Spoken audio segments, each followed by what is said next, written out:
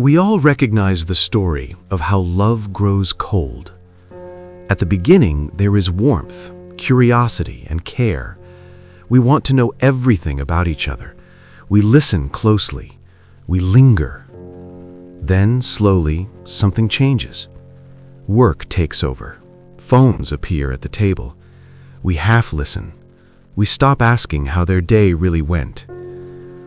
From the outside, this emotional cooling is often explained very simply.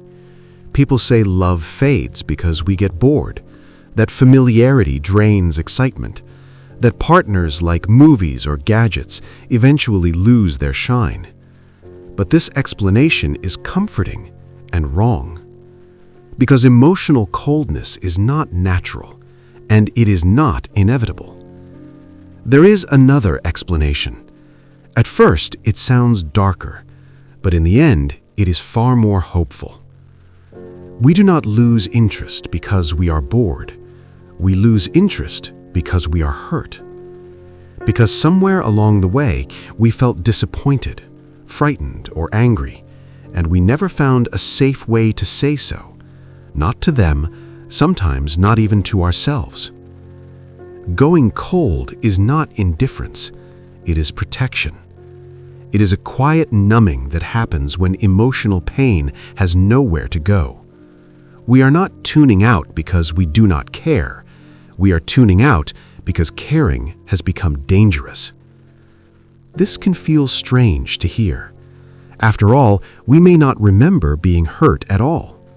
The idea can sound exaggerated or even absurd, as if it casts our partner as cruel or ourselves as weak. Neither is true.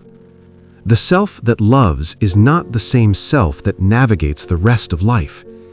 In most areas, we may be capable, confident, and resilient, but the self that loves is much younger, much softer, much more exposed. It is like a smaller version of us that still lives quietly inside. A self shaped early on, when our ideas of love were first formed. A self that never grew a thick skin. No matter how grown up we appear, this part of us remains fragile, and it can be hurt very easily.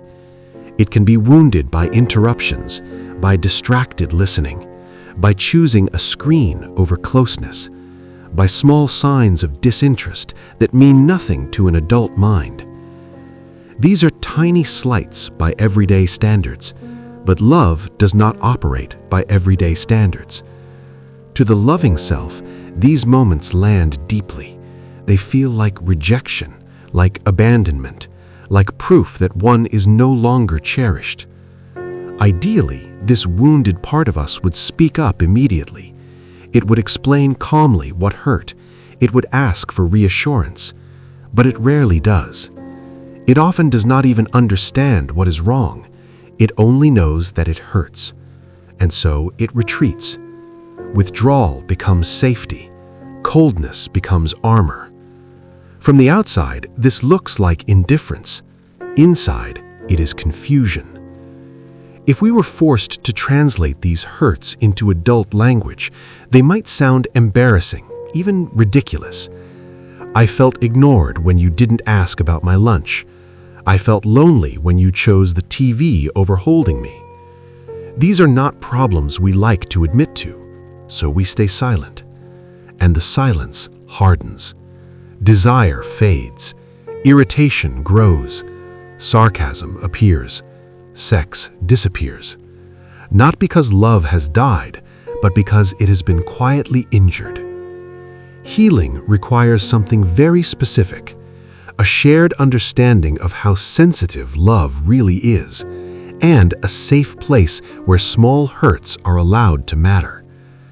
We need spaces where these feelings can be spoken without mockery, without dismissal, without being told we are childish or dramatic. Yes, the loving self is unreasonable by adult standards, but love is not adult territory. When warmth disappears, it may not be because we stopped caring. It may be because we cared so much that we got hurt and didn't know how to say it. Coldness in love is often frozen pain waiting to be thawed. And what it needs most is not distance, but understanding.